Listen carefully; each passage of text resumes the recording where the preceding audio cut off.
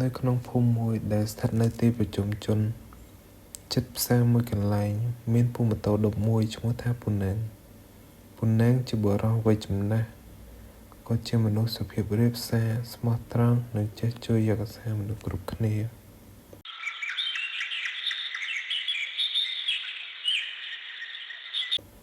នៅពេលដែលមានអ្នកដែលចង់ទៅផ្សារព្រឹកព្រលឹមឬមកពីធ្វើការយប់គេតែងតែហៅពូណាងដើម្បីជិះ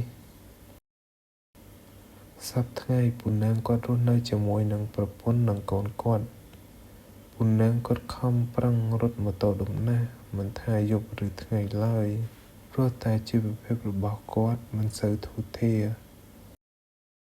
ឲ្យតែមានតែគេហៅពូណាងគាត់តែងតែជូនភ្ញៀវទៅដល់គ្រប់ទីកន្លែង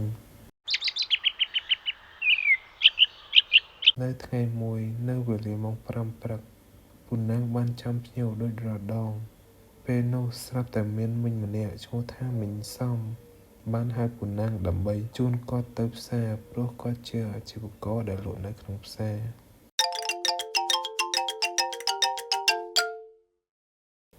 នៅពេលទៅដល់ផ្សារក្រោយពេលមីងសំបានឲ្យលុយទៅពូណាងហើយមីងសំក៏បានដើរទៅបាត់ទៅបន្ទាប់ពីមីងសំដើរទៅបាត់ស្រាប់តែមានមិញម្នាក់ទៀតបានហៅពូណាងដើម្បីឲ្យជូនគាត់ទៅផ្ទះតែផ្ទះគាត់រឿងឆ្ងាយពីផ្សារបន្តិចពូជូនខ្ញុំទៅផ្ទះបន្តិចប៉ុន្តែរៀងឆ្ងាយបន្តិចហើយបាទមិនអីទេចាំពូជូនទៅដោយហេតុពូណាងជូនភ្ញៀវទៅផ្ទះនៅឆ្ងាយធ្វើឲ្យពូណាងត្រឡប់មកផ្ទះវិញរៀងយប់ជ្រៅបន្តិច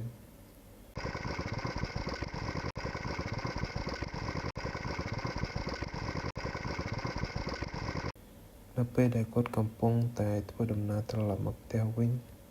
គាត់មានអារម្មណ៍ថាចម្លែកព្រោះតែស្ងាត់ខុសពីធម្មតាធ្វើឲ្យគាត់មិនសូវស្រួលក្នុងចិត្តឡើយបន្តិចភ្លាមនោះស្រាប់តែមានខ្យល់បក់មកយ៉ាងខ្លាំងបន្តិចភ្លាមនោះស្រាប់តែមានភ្លៀងធ្លាក់មកដោយសារតែមេឃរឹបភ្លៀងចឹងតាបានគ្មានមនុស្សធ្វើដំណើរឆ្លងកាត់សោះនៅពេលដែលពូណាងបានទៅដល់ផ្ទះគាត់បានចូលទៅងូតទឹកនិងញ៉ាំបាយជាមួយប្រពន្ធកូនគាត់បន្ទាប់ពីញ៉ាំបាយហើយពួកគេក៏នាំគ្នាចូលសម្រាកទាំងអស់គ្នាបាត់ទៅស្អែកឡើងនៅពេលព្រឹកព្រលឹមប្រហែលម៉ោង 4 ព្រឹកគាត់បានចេញទៅរត់ម៉ូតូឌុបដូចរាល់ដងនៅពេលដែលទៅដល់កន្លែងដែលគាត់ចាំមួយ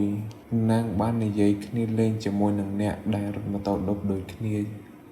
ពូណាំងពួកឯងមានដឹងអត់នៅផ្លូវក្រោយដែលស្ងាត់នោះពេលយប់រលប់អីកុំជិះកាត់ផ្លូវនឹងឲ្យសោះព្រោះផ្លូវនឹងគេល្បីណាស់ថាមានខ្មោចឡើងសាហាវណាស់ពួកឯងមានដែរឃើញអីអត់ចេះតែថាហើយពេលខ្លះអញជិះផ្លូវមុខហើយដល់ពេលអញជិះផ្លូវក្រោយនឹងក៏អញមិនដែលឃើញអីដែរខ្ញុំចេះតែសួរហ្នឹងណាពូក្រែងពួកឯងជួបដែរហ្នឹងណាតែបើជួបកុំភ្លេចប្រាប់ខ្ញុំផងពូកុំទៅជឿអីវាគ្មានទេអញចេញព្រឹកចូលយប់មិនដែលឃើញស្អីផង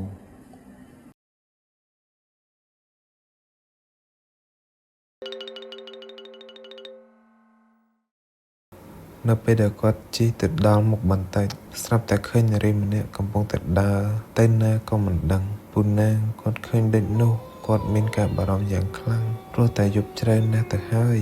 ណាមួយផ្លូវខាងក្រោយនេះស្ងាត់ណាស់ជុំស្មាននឹងហើយនៅមានមនុស្សនៅដើរតែម្នាក់ឯងទៀតហើយស្រីទៀតមិនខ្លាចទេអីមនុស្សឥឡូវមិនសូវទុកចិត្តទេចាពូខ្ញុំទៅលេងផ្ទះមិញឥឡូវស្រាប់តែបង្វេញផ្លូវខ្ញុំចេះតែដើរទៅក្រែងជុំមនុស្សអាំងសួរផ្លូវតែដើរផ្លូវនេះមិនឃើញមានមនុស្សជិះកាត់ម្នាក់សោះនឹងហើយមីនាងមកពីផ្លូវនេះជាផ្លូវក្រោយបានជាស្ងប់ស្ងាត់ណាស់ណាគេនាំគ្នាធ្វើដំណើរតាមផ្លូវមុខព្រោះ ផ្លូវមុខស្រួលធ្វើដំណើររីឯផ្លូវក្រោយគេមិនទាន់ធ្វើផ្លូវស្រួលបួទេចុះមីនាងឯងទៅផ្ទះអ្នកណាគេដែរចាំពូជូនទៅ ចាពូខ្ញុំទៅលេងផ្ទះមីងសំ អូចឹងឡើងមកចាំពូជូនទៅពូតំជូនមិនសមទៅផ្ទះមុននឹងដែរហ្នឹងណា ចាពូអរគុណពូ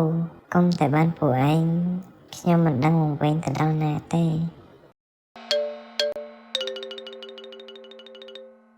ពូហើយពូយកតម្លៃប៉ុន្មានដែរ មិនអីទេក្មួយមិនចាំបាច់ឲ្យលុយពូទេទុកថាជាមួយដែលដឹកមានសំរាល់ថ្ងៃចុះ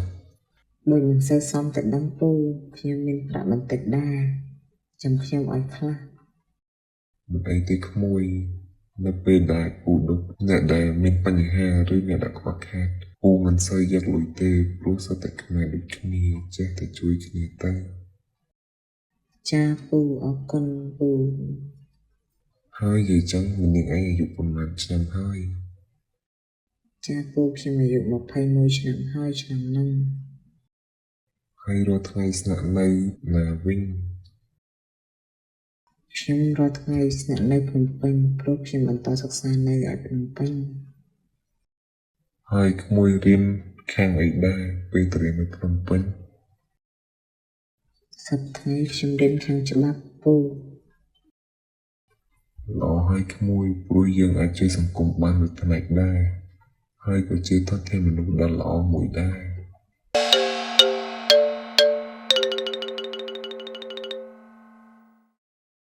នៅពេលដែលប៉ុណ្ណាបានជូនទៅដល់ផ្ទះមីងសំហើយគាត់បានត្រឡប់មកផ្ទះវិញព្រោះយប់ណាស់ទៅហើយ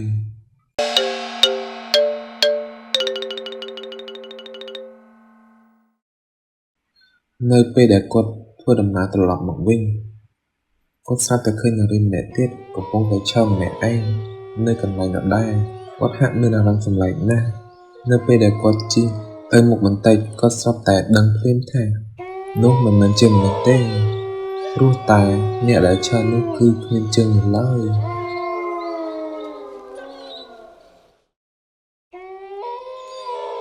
អូចឹងខ្ញុំទៅតែតែ ហើយនាងមកពីណាវិញចាំទៅនឹងវិញទៅកុំមកដល់លំដំណើរគេអីចឹងអីប៉ះខ្ញុំមិនខ្លាចចុះបើឡងប៉ះអ្នកដែលគេខ្លាចនឹងគេងដងអស់ហើយបើមកឡងស្រស់ស្រស់ឡងឡង អូខ្ញុំមិនមែនមកឡើងពូទេខ្ញុំចង់ឲ្យពូជួយ ហើយចង់ឲ្យខ្ញុំជួយរឿងអីដែរនិយាយមក ខ្ញុំចង់ឲ្យពូជួយធ្វើបុណ្យឲ្យខ្ញុំផងពូ